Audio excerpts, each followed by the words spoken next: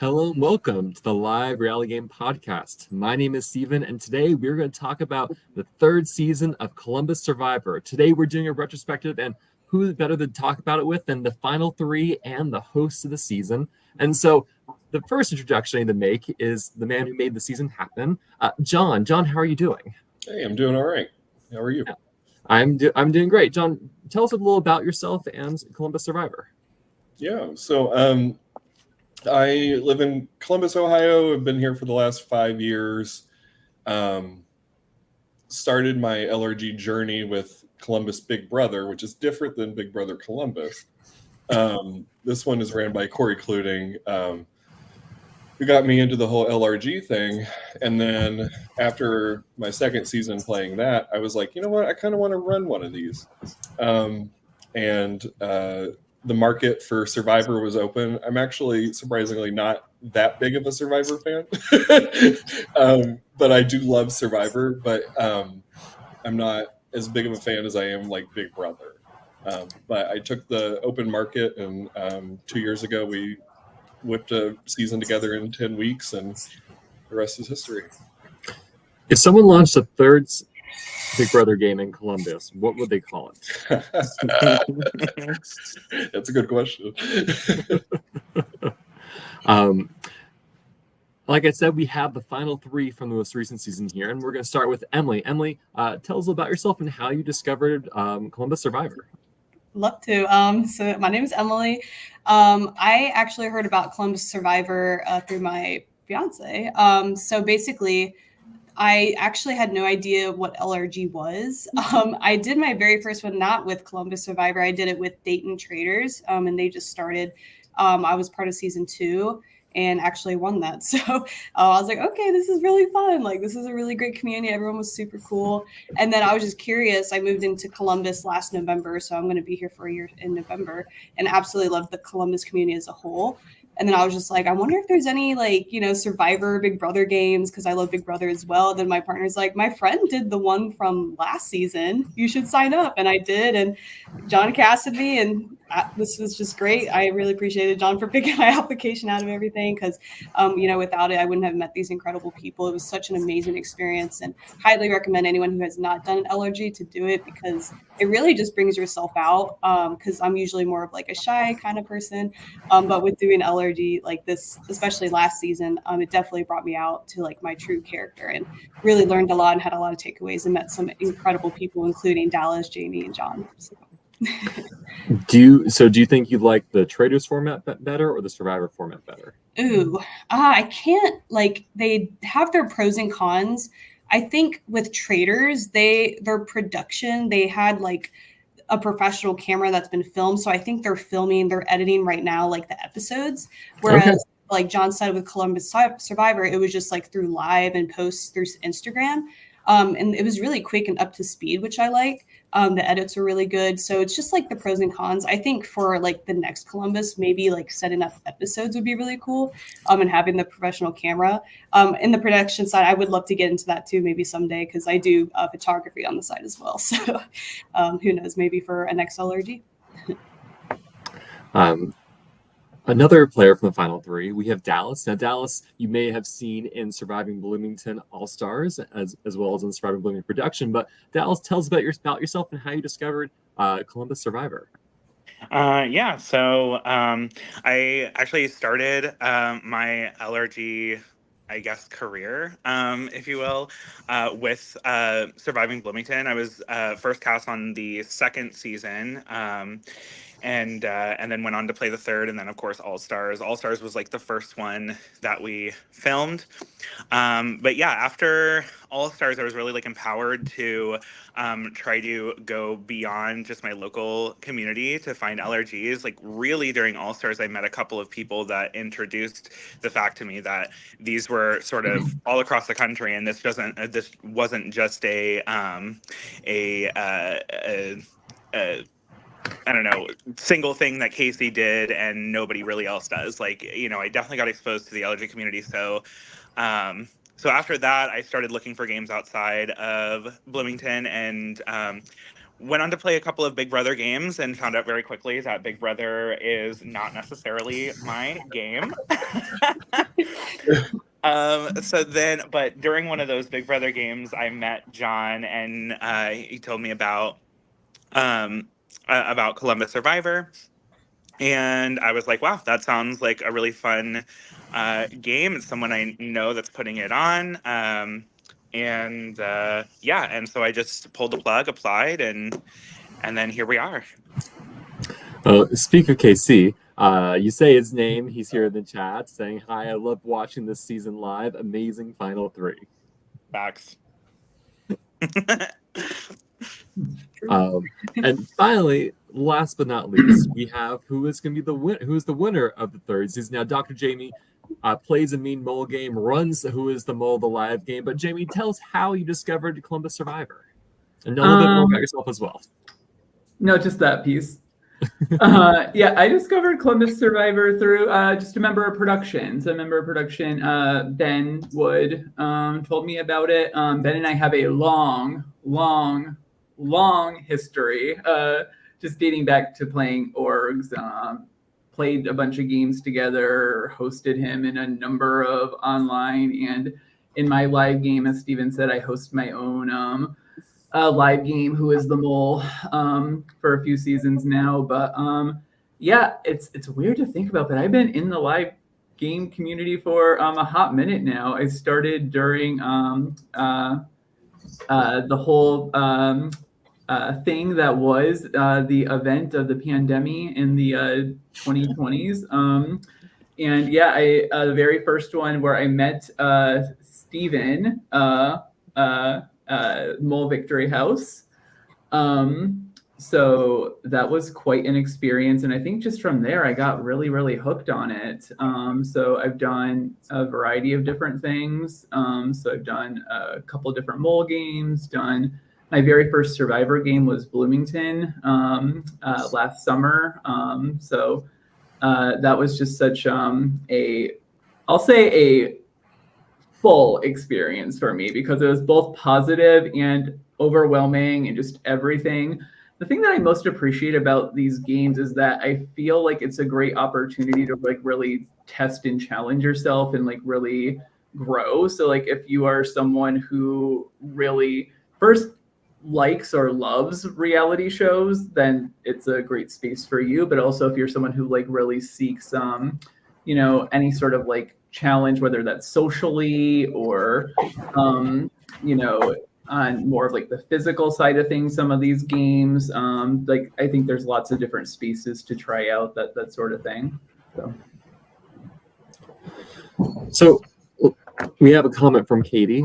Katie saying, Dr. Jamie, also congrats the non-binary finery of the final 3. And I think that's because we maybe buried the lead a bit. What makes the season of Survivor Columbus so unique is that we have a non-binary final 3, and part of that is due to the unique theme of the season being he, she's, they's, gays. I want to, John, give you a chance to talk about the origination of the theme. How did you land on this as the idea for the third season of Columbus Survivor? Yeah, so I wanted to do something a little wild, and what kept coming to mind was the popular trope of girls, gays, and theys.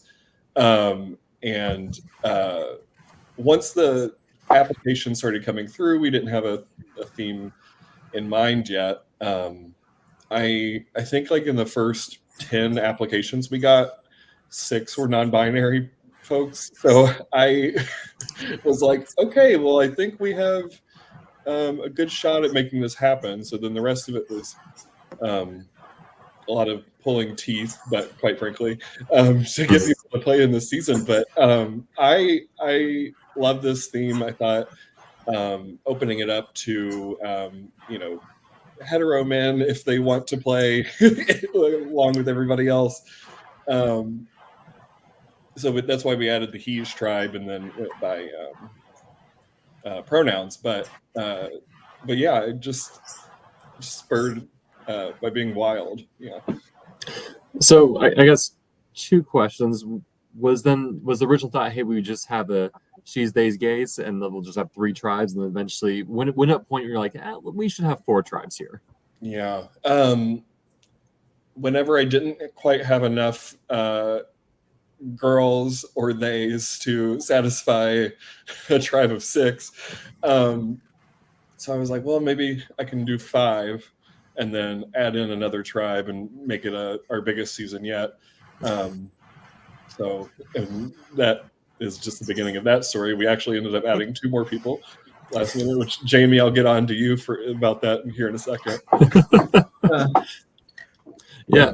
Yeah. So I guess what advice would you give for casting maybe a season not identical to this, but something like this where you're looking for a specific profile of players? Because casting is, I think, always the biggest challenge when it comes to these games. Like, how do I get these people to commit and then be there and not drop out, etc.? Yeah. I don't have any really good advice. I feel like I've just gotten lucky in the 2 theme seasons that I've had. Like, first season was the bros versus Joes versus pros. So LRG newbies, vets, and Columbus Big Brother alumni. That ended up like an almost perfect 3-way split. And then this time kind of worked out the same as well. I think the biggest thing that you can do to help with your casting is get a reputation of being a safe place, for all identities. And, word gets around quickly that way. And then, you put out one casting call, somebody messages their friend. If they see it, I think that's really beneficial. So Emily, Dallas, Jamie, you 3 start in the same tribe together. You make it to the final 3 with each other. Talk to me about the significance and importance of this final 3. I mean, I can speak to it from just like the beginning of the game of like why I think that this is like an important theme, if that's okay. Mm-hmm. I think about like a lot of the other, because I played a number of games. This was the 8th LRG that I played at this point, and like certainly not all of them, but a number of them that I played. Like I am either the only non-binary person or the person who identifies as anywhere part of the gender diverse or transgender community, right? So I think that there are that can feel isolating at points, right? Or like needing to like explain parts of my experience or being like misgendered or just like things about me that are just like not seen or understood. But like when we started out on this tribe, it's like I immediately felt understood and seen. And it was just such a beautiful thing, quite honestly. Like as soon as we got to our campsite, I feel like we just like instantly bonded and connected in a pretty deep way, like our whole tribe did. And that was honestly a really cool perspective, and just the overall diversity of the cast, like not just our tribe, was just something to behold. And I think that John is clearly the center of that, like making that happen, and that was, I think, reflected across the whole cast. So I think that's just something that I would start with for that.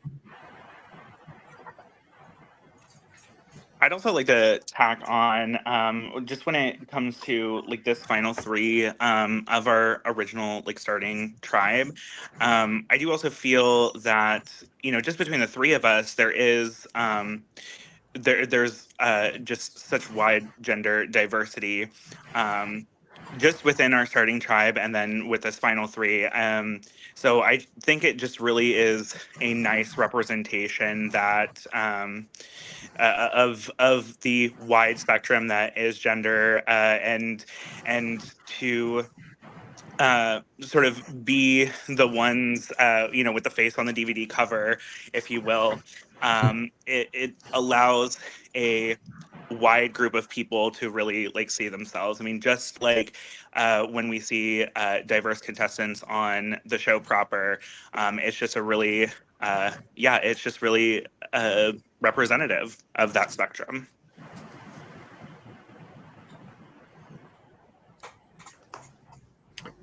John, question to you: will there be a DVD cover?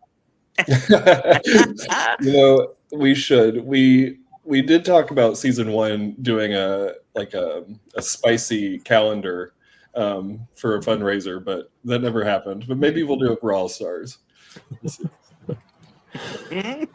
So the three of you start on the same tribe, and so I guess John, this gets back to a point earlier. This could have been a very different season because Dr. Jamie was struggling with being sick the days leading into it, which caused some maybe production challenges for you, John.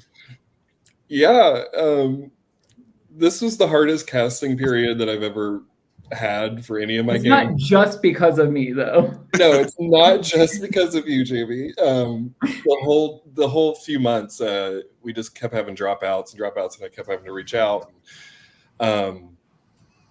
But yes, Jamie reaches out.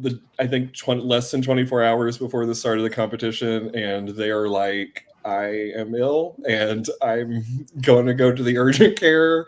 And I was like, "Oh no."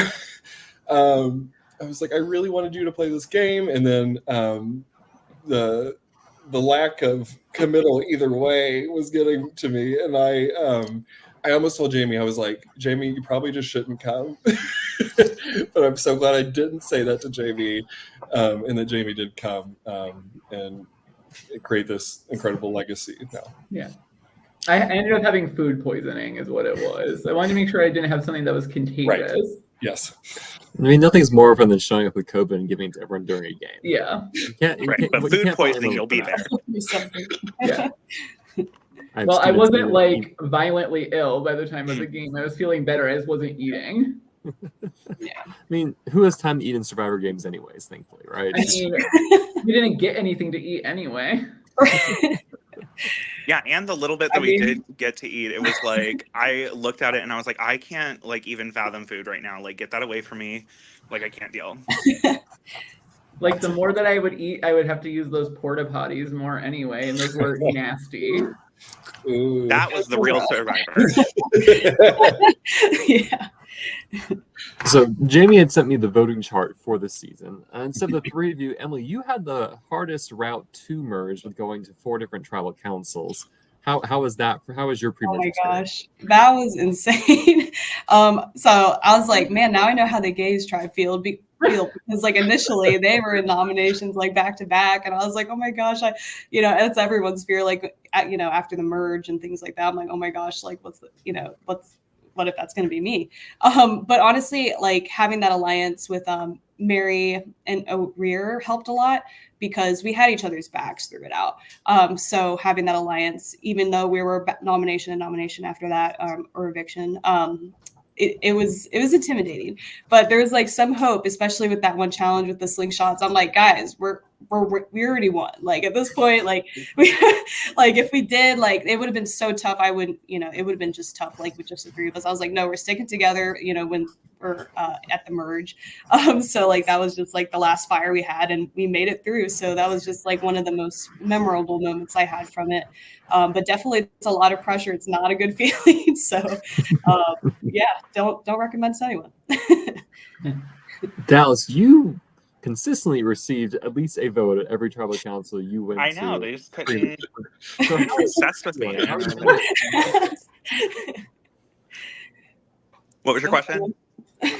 How are you handling the paranoia, and what were you trying to do to stop your name from coming up so consistently?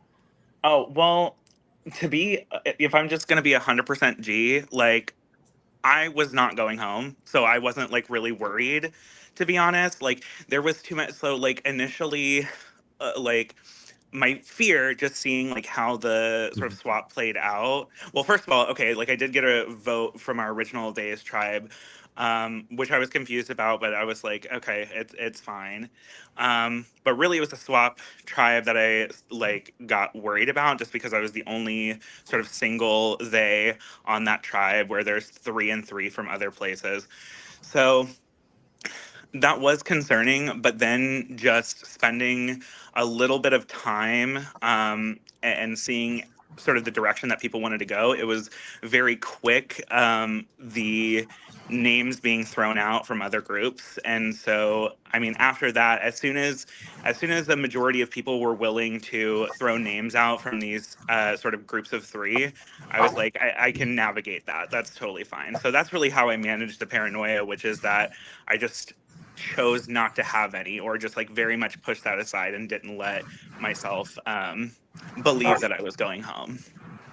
So each of you were on a different swap tribe. When you all got the merge, did you know, like, hey, our original They tribe, we're going to come back together, or how did that come about?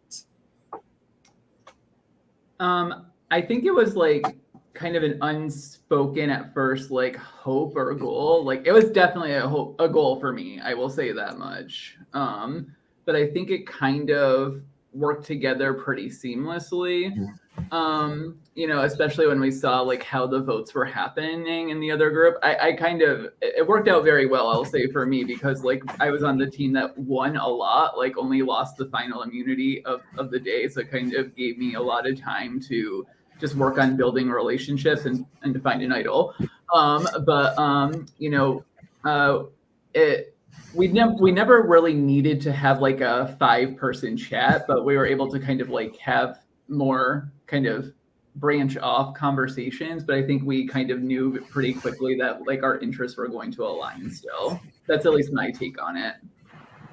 So coming into merge, I guess, start Emily, what was your goal or agenda at that point? So like Jamie said, it was unspoken. Even though I was very aligned with Beehive, I was still in the back of my mind, like they, them, like we, like us to the end. And we said that like in the very initial, when we were together, like we'd be happy if any of us made it to the end. And I was like, honestly, like if we just like the finale, if it's just us, that'd be cool. So I felt like I spoke it to existence in a way. So I was really happy that, all of us made it to the end. And we had that, built alliance towards the end with Dallas and Jamie. But what was really tough for me was like, after I was blindsided when Mary left, because then I was like, well, with O'Rear and then, having that relationship with Dallas and Jamie and saying they, thems till the end, that's when I had to make a decision of who do I want to work with. And it was just really tough because I was like battling between the two. And so I just stuck with the they, thems because like, just that representation, I would have loved us, like at least even just one of us to the end. So that was like my end goal, even post-merge. So as long as we were sticking together, I'd be happy. Dallas, what about you? Did you have any concrete plans when you were hitting the merge? Yeah, so I definitely still had quite a few people from my swap tribe going into the merge. It wasn't a majority by any means, but very much my plan, is sort of like what I was thinking the night that we merged was that, okay, like my top priority is with the theys. Like if we can carry the theys to the end, that is the priority. But with Survivor being as dynamic as it is, I also wanted to ensure that I was keeping as many options for myself in the game as possible. Because in my mind, I'm Kim Spradlin and I love options. So the secondary priority was keeping people from my swap tribe available to me in the game, in case something crazy happened and I lost a they, and then we didn't have as much voting power when it came down to it. I would have somewhere to zig or zag. But yeah, again, certainly to back up what Jamie and Emily are saying, like it was 100% the priority to keep with the theys. And then additionally, just something to tack on was that we did have those conversations very early merge of like, we all have our own positions in the game right now because of the swap. And so I think we all sort of agreed that even if we do not vote together these first few votes of the merge, so long as we can get our 5 to a position of power eventually, that's when we sort of will like reveal the cape and say, oh yeah, no, the theys are actually, yes, all working together. And that's, I think, what happened ultimately. John, the challenge when you're hosting is that you don't have the time to really see a lot of the nuance or details because you're hosting, you're running production.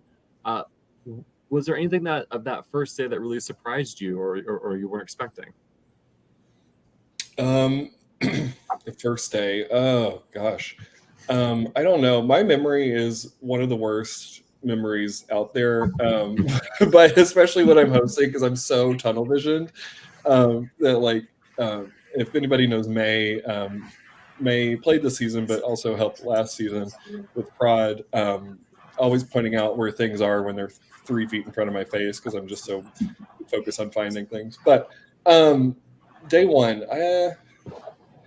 I didn't even realize that the Theys retain their numbers through the end of day one until somebody had mentioned it on the cast, and I went, oh, they're really going into merge 5 strong. That's pretty good.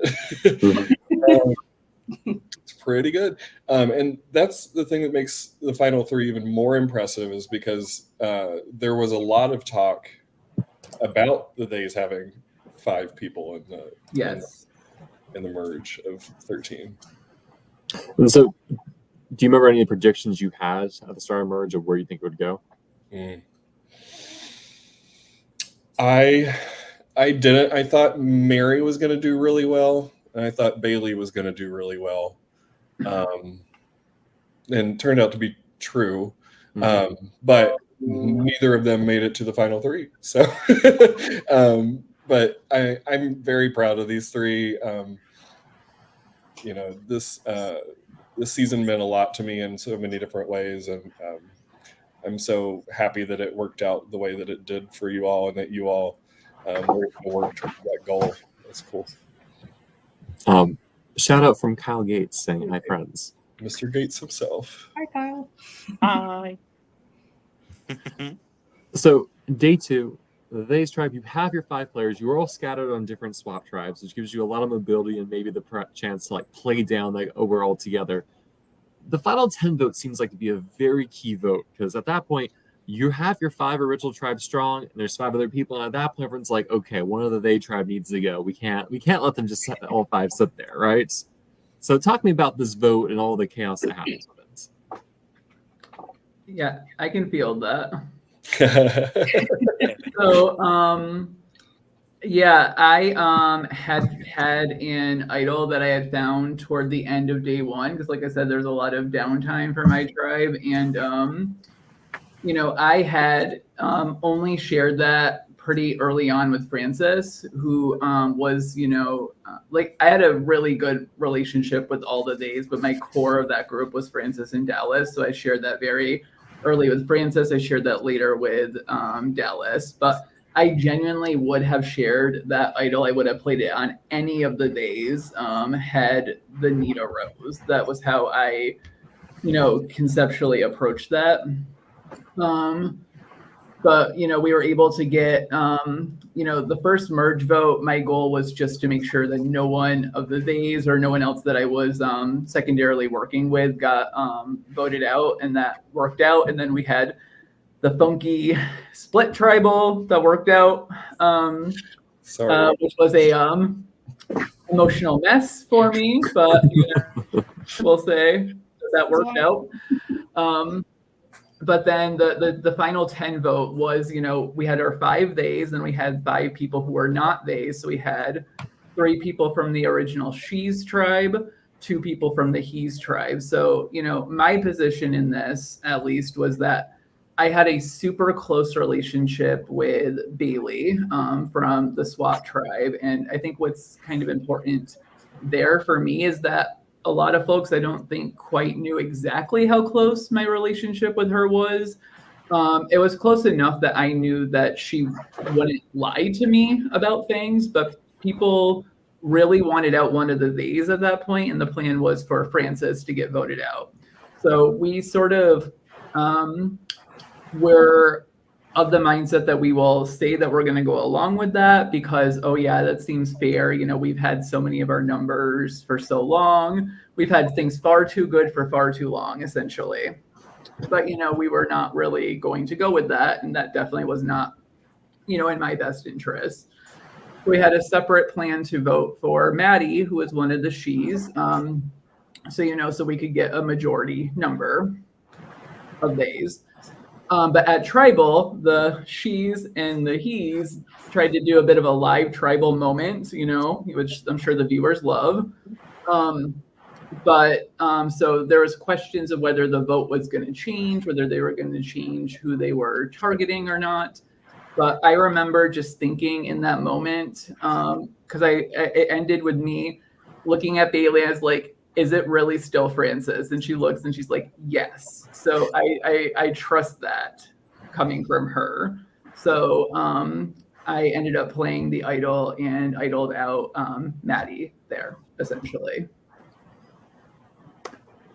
Well, from there, your original Day Tribes has majority, but that doesn't mean it's going to be an easy ride to the final 5. Oh, Emily, no, not because of John. no. No. We'll talk about it in a second, but so you get a lot of vote stats. Were you expecting it? What was that? Sorry. Yeah. At the final 9, you get like 5 votes cast for you. Oh my gosh, I did not expect that at all.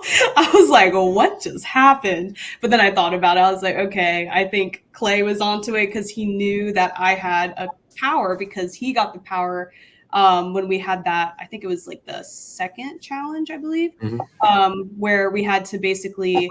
So the last one standing would get the immunity, whereas we would get a shot in the dark, I think. But if people got eliminated, then it becomes like steal vote, basically. So I think, I forget their names at the top of my head, but the one that had the immunity got evicted. Yes, got evicted. And then the second person did, which was on my second team or second tribe. So we unfortunately got her out. So then me and Clay ended up having steal a vote. And I was like, there's no, like, I don't see myself. I mean, I could see myself being a target, but at that time I was like, I feel like they were onto it. Like Clay told them that I had the power and that's why they wanted me out. So then Clay would get the immunity. But luckily a rear voted my side. And I was really grateful for that, part of the Beehive Alliance, and I was able to stay. So just that one vote makes a huge difference too, especially when it was the vote getting Francis out. I had to decide. I didn't want to vote a they them, but I was like, Jamie or Francis, and unfortunately I wrote Francis. So it's just like those little things, like if you write one different name, it could change the whole game. But I was really happy with how everything played. I wouldn't change a thing. So one player who I think also really helped define the season is not here would be Michael O'Rear. Dallas, can you talk to me about Michael because he was the opposition to this trio I see here. Yep. Yeah, absolutely. Like Michael was, for sure. Who did you ask to answer that question? I'm so sorry. You. Okay, good. I thought so, but I wasn't sure. And it really was like near the end that he really became that major opposition. I mean, personally, I had like spoke to him several times about working together towards the end, and like I very much had a want there to follow through with that. The problem for me, at least, was that like I recognized that the relationship that he had with both Mary and Emily coming from such a struggling swap tribe, like that really bonds you going to tribal council that many times in the pre-merge. And so my concern was that, if I'm giving Michael some power from me and giving him some trust from me, he also has that with Emily, and then it puts him in a little bit of a higher power position than myself. And so that's really for me why he became the major opposition, that he had this he had good relationships with the people I had good relationships with, and I wanted those relations. I wanted to keep them. They're mine. So that's sort of where that came from, I think. And also he was just really just a great personality, and someone who can who is very game conscious. So he can I'm sure that he would have performed beautifully in front of a final at a final tribal. So that was another sort of tick against him for me. He's a good like final boss, I like to think. Facts. Facts. Yep. So John, that final 8 tribal council, was that always planned from the start that final 8 will be a double boot, or is this more of the reality of like So I'm sorry. That was my cat, sorry. Okay. Can you repeat that? Finally. Was there always the plan to have a double boot at final 8, or is that something that time crunch kind of influenced things? That's a good question. I'd have to consult with my script again. My memory is horrible. I'm wanting to say that was, I think that was already scheduled, but I think that the rules were changed in that we gave everyone 2 votes at tribal council versus just the one, just because there was a few votes that would be cast if it was just one, and sending 2 people home with that could be wild. So we spiced things up by giving everyone an extra vote. And but I'm pretty sure that was the double at least was in the script. Yeah. Was it as chaotic as expected, or more? Much more. Much more. It was sad. So, Jamie, I think talk a bit about why this was such a chaotic round, especially for the three of you, given how the immunity shook out. Okay, so for perspective, we had our 5-person they-them alliance, right? So in a final 8. So you would think under any scenario, we should be fine in a vote. Even in a double vote, we should be fine, right? However, the one of the 3 people, Alyssa, who's not in the they-thems, wins immunity. Still fine, right? Michael Rear already has an idol, and then sweet baby angel Bailey, who's also not in the 5, literally right in front of us, right in front of me, finds a hidden immunity idol, and like it is sweet. Like she finds it and she just starts crying, and it is so sweet, but I'm like, holy hell, what the hell now? And then Emily also has, an idol too. So literally 4 people are immune at this tribal. 4 people, 3 of them, the people who are not in the alliance. So now only 4 people are even really going to be eligible to get voted for.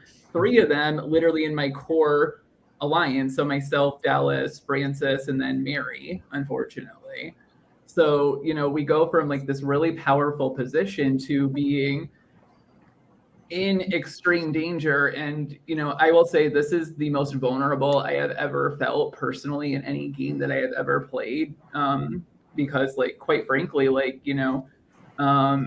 at least myself, and I wonder if you feel similarly, Dallas, but like was already talked about openly as being like a big threat in the game. Like I really thought that this was probably going to be the end for the game for me.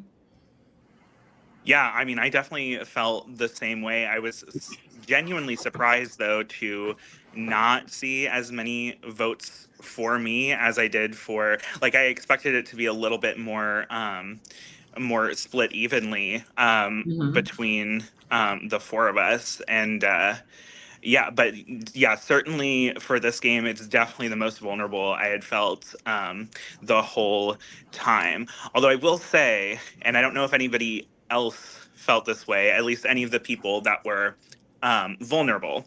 But for me, I definitely also had the sense that this is a little bit of an opportunity, right? Like with there being so many theys, and of course, like some of the talks about me being in the bottom of those days. Not that I genuinely believed it, but there's always some like paranoia there that still exists.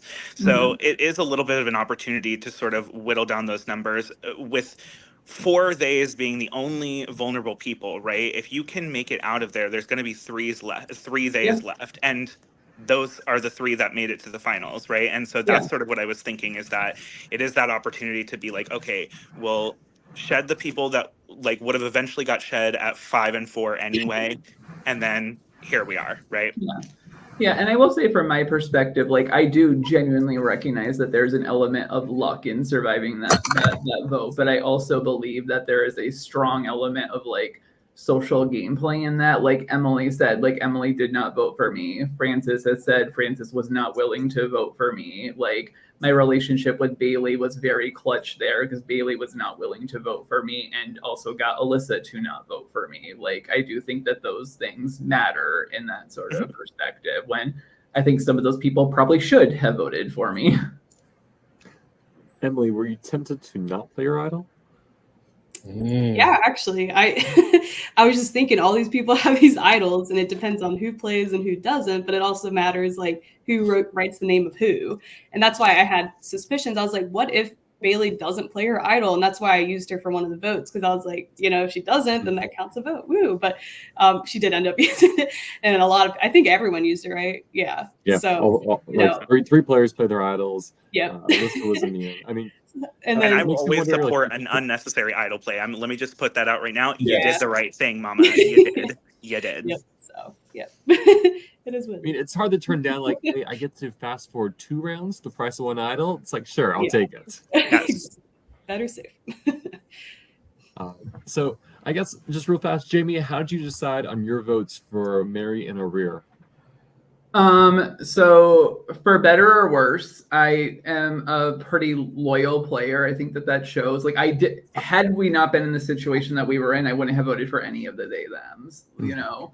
But I was not going. I said I would not vote for Francis or Dallas in the game, so I was not going to do that. And then, you know, I knew that Arir had an idol, but similarly to Emily, like my hope was that he might not play it. So I put a vote there. And, you know, I felt like I had to put a vote on Mary just as like, you know, preservation. But, you know, that was about the best plan that I had to, you know, try to survive that. But, you know, I was playing a game that was based on loyalty and one that I felt like I could defend at the end at the same time. Speaking of loyalty, Dallas, you cast a vote for Francis and a vote for Jamie. Oh, wait, what? Were those the two people you wanted to What see are you go talking to your core five? What are you talking about? Yeah, I did do that. And realistically, I mean, genuinely the way I feel, obviously, like that was a very difficult vote. Like there was so much chaos. Like definitely, I would argue the most chaotic round of the season for sure. And so for me, number one, like I definitely had spoken to Jamie and Francis both and told them that I would not vote for them. However, I also very much had a very close relationship with Mary as well that I think was a little bit further under the radar.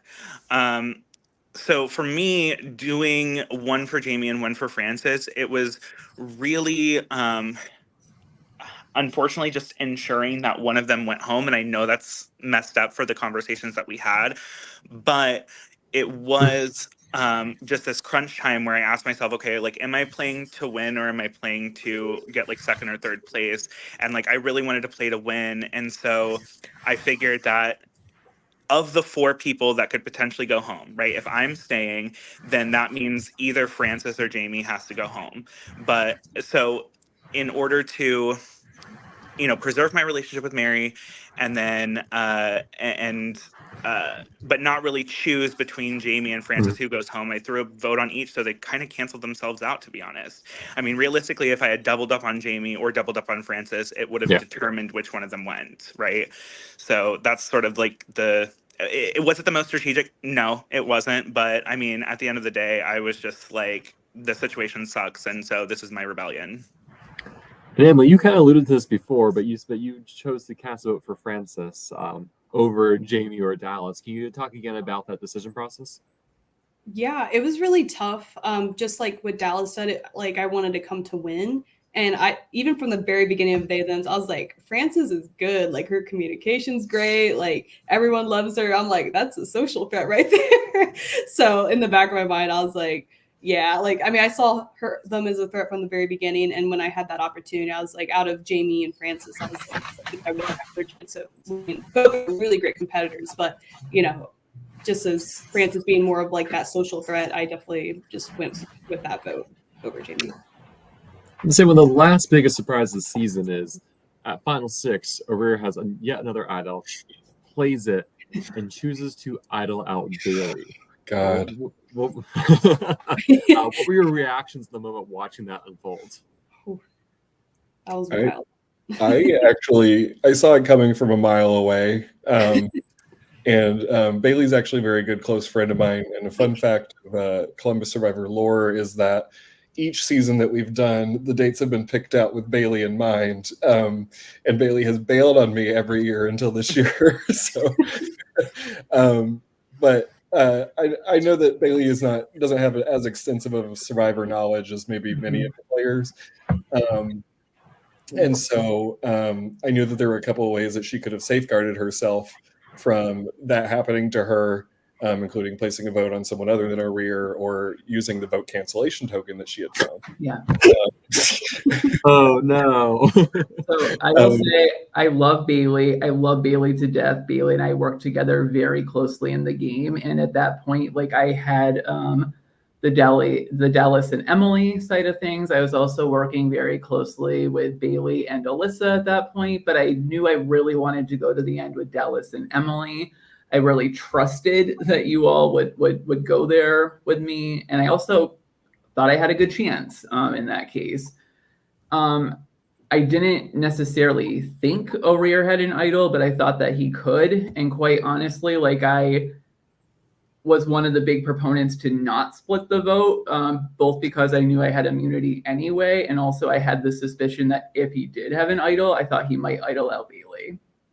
And the truth of the matter is, one of my hopes was, as much as pains me to say it, like I did not want Bailey to go at that point, but one of my hopes was if Bailey left the game, I wanted her to leave the game without me having to vote her out. Because that would be great for me. We haven't talked about immunity challenges because we have a 3-time immunity challenge winner in this chat. Jamie won 3 different challenges. And I'm curious, had Jamie not won that Final Four challenge, Dallas, Emily, would you have attempted, or were you locked in with Jamie at that point? Oof. Emily, do you want to get I was pretty locked in. Me and Jamie had a really, our loyalty was unmatched, honestly, unspoken, but we stuck together from the very end. I don't think I would have been able to, take him out. I wanted us 3 to the final 3 for sure. Plus, we had that late alliance, the Davies Gavies, solidified, spoken that time. So, yeah. But that was a lot of pressure. It makes me wonder, because we had a choice between endurance and skill. And I was like, let's do skill, because the last endurance one, I didn't do so. Yeah, I did not pick that challenge that we all sucked at, just for the record. Yeah, I did. John, what was the challenge? What was the endurance one? I'm curious. It was just a simple ring toss game is what we did for the skill one. But the alternative was like a pizza tray with an egg on it. You just got to keep the egg up. Oh. Yeah. Yeah. Interesting. Okay. Which we did last year, actually. And some people's eggs got caught in a certain part of the pizza tray. And for me, I didn't love how that happened. So I was like, well, let's try the skill version this time around, which ended up being quite the farce. A lot harder than it looks. I was like, No oh, this is kidding. easy. Nope. So what's your answer to the question, though, Dallas? I thought I skipped Yeah, out. Dallas, I want to know. Dang it, Jamie. No, I think here's my problem, right? Is that in my head, right, when I'm thinking about that Final Four, to me, I see you as the clear winner. I see Jamie as the clear winner. That's genuinely what my head is telling me. So my head is saying the right move is to vote out Jamie if they are vulnerable. That is what is correct. If I want to win, Jamie has to go at 4. However, my heart was so on the other side of that. My heart was so, how could I possibly do that to Jamie, especially having done it to Francis too? I can't do it. I can't bring myself to do it. So ultimately, I'm glad that realistically, I just never had to make that decision. But I think if I was in the position to have made that position, I genuinely don't think I would have. I think I probably would have said, you know what, I've come this far. This is the best I've ever done, and I'm happy with my placement. So, whatever it is. So, I have to agree with Emily that I probably would not have ultimately voted out Jamie. Yeah, well, I do think thank you for that. And I do think we haven't, and I say that because I want to bring up, because we haven't mentioned her at all. I do think there is credence to Alyssa actually being a decent threat too. Absolutely. So I don't think that should be ruled out in this situation. There's no way that Alyssa doesn't get votes at the end. I don't think. Yeah, I have to agree. Just solely based on the makeup of the jury. I mean, for a group of people who have been ultimately in the power position from pretty early on in the merge all the way up into the end, and I think that's pretty fair to say that the Days really were the dominant force throughout the merge. For someone like Alyssa, or really who didn't have a single vote until Final Four. who didn't have a single vote until Final Four, right? And then had plenty of relationships with people that, she definitely was working with to try to combat this force. She would definitely be viewed as an underdog. So I totally agree, absolutely, that Alyssa was definitely a major threat in the final three as well. I agree with that. And let me tell you, had I not won the immunity, I would have been pushing that narrative hardcore. Unless she won. Yes. Yeah, Alyssa's great. She her She first LRG, I believe, was Columbus Traders, and she ate at that and did so well in this game too. So I'm excited to see where her LRG life takes her. Mm-hmm. Yeah, I just want to point out like something I do appreciate so much about this cast. The cast as a whole, but especially the merge cast, every single person I do feel like was really playing to win. Like I really, really think that was the case. Yeah. Are there any other major moments or things about the season you all like to bring up and discuss? Oh, one thing that I wanted to talk about, just like kind of rolling back to the final, it was like the 12/11 round where we split up into two groups for tribal. I'm not gonna lie, like when the groups were being chosen, I was sitting there thinking, oh my gosh, Jamie, don't pick all the theys. Like it's gonna be so obvious. Like don't pick all the theys. But I really do think that ultimately it was what allowed us to take control over the merge. Yeah. So that was just a really it was just funny because like in the moment I was sort of blinded by this idea of like don't expose our position, like it's going to be so obvious. But then like ultimately I feel like it would have came out anyway sort of situation, so it just put us in a good position. And I want to speak a little bit more to that actually, because I feel like that round is the one that most got glossed over, if I may. Because I often speak to that one as like how around where I kind of spun straw into gold in a weird way. Because like essentially that was the round where we had to partner up for an immunity challenge, which by the way, favorite immunity challenge of the season. I thought that was cool, creative and interesting. I stole that from the Molo, Ohio from their first episode. So go watch that. But what was the challenge? So sorry. Go ahead. But you and your partner were standing side by side and had like this like strap around your waist and had to put like a slinky between it. Yeah. And had to put a ping pong ball within the spokes of the slinky and then run across the field. And obviously as you run, the spokes of the slinky separate. So you have to keep the ball within the slinky. And then when you get across there, you have to separate enough to get the ball into a bucket. Then you have to run back and do that 5 times. So it's just a really interesting challenge. But me and my partner, Maddie, were on just completely different sides of the game. So when we won that together and then had to divide the teams, had different agendas altogether for that. So I remember I started by picking Frances. And then immediately after that, like I picked Kyra because my initial objective with that was to protect her because she had been a major target at just the previous tribal. And I was one of the main people who wanted her still in the game. But I swear every single time that I was about to pick someone who I had envisioned as being the target for this group, that would be the very next person Maddie would pick. So I found myself in a pattern of just kind of walking down my list of like the next day. So it was just uncanny. Like by the end, I'm like, holy hell, I have all these days. And then just Kyra. So like Kyra saw like the look on my face by the end of it, because like that I wasn't intending to screw her over in that pick. That was not my goal, but it's just kind of how it wound up. So by the end of the picking, like I felt very guilty because I kind of knew how it was going to end up. But I decided with the group that like I was already immune, so I took a step aside and I was like, okay, I'm going to let you all sort of discuss this, figure out what you want to do, and then I'll sort of step in at the end and have conversations with you all.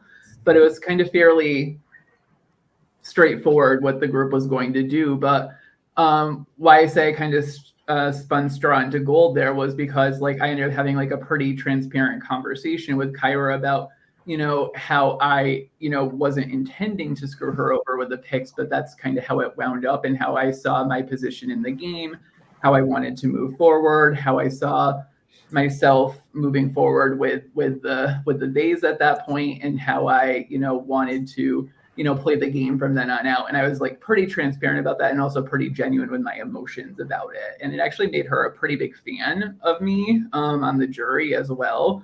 Whereas I do truly think that if I had just kind of picked someone from the other side to just kind of snipe out of the game, they probably would have been really pissed at me, conversely. So one thing I like to do when I do interviews is ask a couple of rapid fire questions.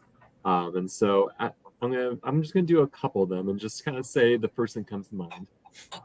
The first question I have is, what player on your cast surprised you the most? And I'm gonna go Jamie, Dallas, Emily for this one. Who surprised me the most? Yes. I'll say Bailey. I think I'm going to go with Mary. I'm gonna say Rear. John, you can join if you'd like to. Alyssa was mine. I know she did well in Traders, but she really ate. This question I'll go Emily, Dallas, Jamie. What's a player you wish you had a chance or more of a chance to work with in the season? I'm gonna piggyback with John, Alyssa. Like we were like on opposite teams the first two teams, but after the merge, like after just kind of discussing and talking, I was like, I honestly could see myself working with you from the get-go. Like if the tribes were different, you know, like we probably could have made a really good alliance down the line. So I would say Alyssa. Yeah, for me, I'd have to say Clay. I really enjoyed the time that I got to spend with him. It's just our games never really aligned, but I wish that we could have had that alignment and worked together a little bit further. Yeah. I'll say Travis. I think that he is just, I've learned a really cool person outside of the game, and like we just never really got to spend even much time together inside the game at all. But I think that we both play in a really social manner, and I think that we would have like gelled very well in this or another game. And I think we have similar values. Going Jamie to Emily, and you've already kind of talked about this. What was your favorite challenge of the season? I will pick my favorite pre-merge challenge then. So I'd say my favorite pre-merge one was probably the one where we had to do the leapfrogging and then solve the puzzles, because my tribe had a damn good comeback after almost getting screwed over by the other tribes. Every year we get polarizing feedback about that challenge. And that's why it wasn't the challenge itself; it was the comeback that I loved. Yeah. Dog, for me, that challenge, like I was trying everything I could to get the hell out of that challenge. Let me tell you, I was like, sit me out, baby. I'm not trying to leapfrog over nobody. I'm pretty sure I need someone on accident. Sorry, whoever it is. For me, I'm just a big puzzle person, so definitely the puzzle gauntlet was 100% my favorite. The menage a trois. The menage a trois. Yeah. I was like, give them all to me. I'll do them all. I don't give a damn. I would say the OTEV because I love Big Brother. So when I found that out, I was like, oh, heck yeah, let's go. And I got one of the things wrong. I was like, dang, because I was actually like, I could see myself being really good at this. But yeah. Well, every single one of us got one of the questions wrong. Yeah. Yeah. We call our version ETOV. Or ETOV, John, looking back this season, what was your favorite challenge to run or see happen? Mine was probably Puzzle Mania, which was the final 5, where it was everyone versus O'Rear. And so we're assholes for that, yo. Like we still are assholes. Yeah. There were 2 puzzles to be found, and then those 2 people could compete to win immunity between them. And it was Alyssa, I believe, and O'Rear, and everybody just helped Alyssa, and O'Rear was just on its That really tickled me. Last question to our final three. What's one player from your cast you'd like to see have a second chance at Columbus Survivor? Emily, we'll start with you, then move to Jamie. I will say Travis. I feel like that's easy because post-merge, it was really tough kind of deciding on who to vote for. And I guess we came up with the strategy of just getting the physical comp out. And I felt like he didn't really have a chance post-merge to, show his skills, not just physically, but socially too. And I think he would play such an incredible game. I mean, he played an incredible game, so I feel like he could go a lot longer. I would love to see him go further in future LRGs for sure. Yeah, for me, I feel like there's so many answers that I want to give like all at once. I don't want to leave Just anyone one. out. I know, just one. No, okay. So probably, gosh, I have to go with Mary. I just really was taken aback because she was so vulnerable with us like emotionally, and I really, really loved that. But sometimes in Survivor that doesn't translate. But I think she has this natural ability to navigate that so beautifully. And I think without that final 8 sort of twist going on, I think she had a very strong chance of making it further. So yeah, gotta go with Mary. There are so many great answers to this, honestly, but I'm going to piggyback off of Dallas, but go in the other direction. I have to say Francis, because I truly feel like that Francis is the person who got most sniped out of the game, because I think in most scenarios, Francis will make the finals of the season, or at least get very close to it. I think that they were set up to make it to the end. And also, I will point out, fun fact, Francis is the only person in the season who has a perfect voting record, having voted for Mary with both of their votes, even when they were voted out. So actually has a perfect voting record, even despite getting voted out. That's not a bad consolation prize for a game. Yeah. So I guess, John, last question to you. Do you expect to see other games in the future use a similar thing? Is this a theme that you think games should be doing, or you think it's kind of, this is a theme that once every now and then is really powerful and good to have, but the scarcity is good? I don't know. I'm curious what you think. Yeah, I don't think it'd be harmful to have more of them. I just think it's really fucking hard to pull off. It's really fucking hard to pull off. And it had me pulling my hair out for a little bit. But I'm so glad that we were able to make it work, and that it turned out the way that it did, and that we have these beautiful stories to hear and listen to today. Yeah, I'm really glad that it shaped up the way that it did. But I don't necessarily expect to see too many more of themes like this. Girls, gays, and theys, there's probably going to be a couple more, I'd hope. It's a fun theme. But as far as like our specific 4, probably not. No. To our final 3, any last words as we close out here? Any final thoughts or recap of your experience?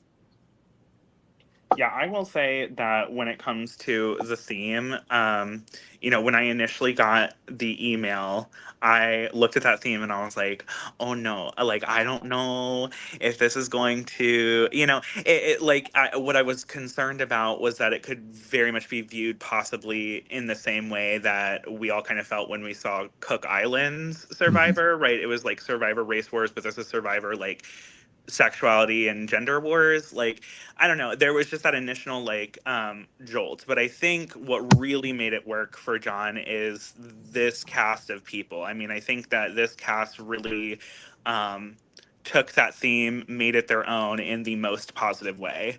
And I think that's realistically why it ended up working out. So that's how I feel. Yeah, I would add to that, just saying that this was an absolutely beautiful cast of people, from top to bottom, and I think that's really what made the theme work just as much as the theme itself. I feel just very fortunate to have been a part of it, even. Just across the board, I could not ask for more. I feel just very fortunate to be part of the season, to be part of this final 3. It's just honestly like a dream. That's my takeaway. Yeah, this was incredible experience. Like, unlike the first LRJ did at Dayton Traders, like I knew people, so I felt a little more comfortable going into it.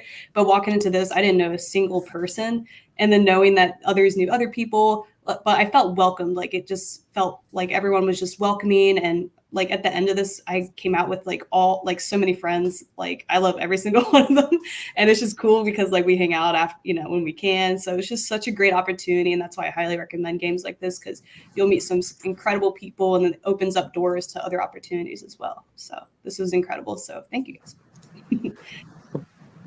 As we close out, John, is there any other games happening in Columbus you want to plug or rep? Yeah, I'll plug the big ones. We got Golden Gates. You can always follow along with their first season. It's on YouTube. The Mole, Ohio is not quite Columbus, but close enough. They're releasing new episodes every Thursday at 7. We got All Stars of Columbus Survivor happening either in the spring or the fall. We're undecided yet. But I will be reaching out to alumni soon to get the ball rolling on casting. And we also have my other game, Columbus Traders, which should be happening in January. So to be determined exactly when that will be, but be on the lookout for an application within the next couple months. Dr. Jamie, I know you are involved in production of some games. You also have some games airing right now. Anything you want to plug? I mean, my game, as I mentioned earlier, is Who is the Mole? We do a season each year, so that will be more info will be coming out for that soon. And then, yeah, I help out with a bunch of other stuff. None of them are Ohio-based, though, but I do help out with a bunch of other stuff. So I'm sure new season of Synergy will be casting soon. Season that is another Survivor games that are near and dear to me are Surviving Bloomington. Definitely always look out for that content. But a new startup Survivor game that you should definitely follow and apply for when it comes out would be Blue Ridge Survivor. It's definitely a super cool one. That's in North Carolina.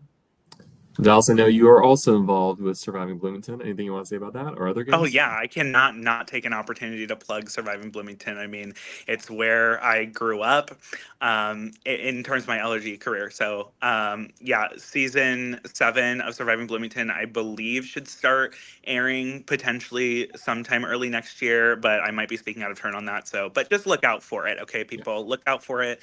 And yeah, if you have the itch, come and apply to Surviving Bloomington season 8, baby. It's a good time. Good people. And Emily, any games you would like to plug? Not that I can think of. I guess the last one, Dayton Traders, they're still producing from the last season, so you guys will be able to watch me on season 2. So I can let you guys know when that comes out. Well, Dallas and Jamie, Emily, John, thank you so much for taking your time tonight to share with me and all the viewers about your experience in the game. It was really fun to hear in the stories, and I am very excited to see who ends up on the next season, the All Stars Columbus Survivor. So stay tuned for that, I guess. Yeah, we got a lot of good folks to choose from. So yeah, thank you everyone who stayed listening and tuned in. This has been another episode of Live Reality Games. More podcasts to come in the future. Have a good night, everyone. Bye, guys.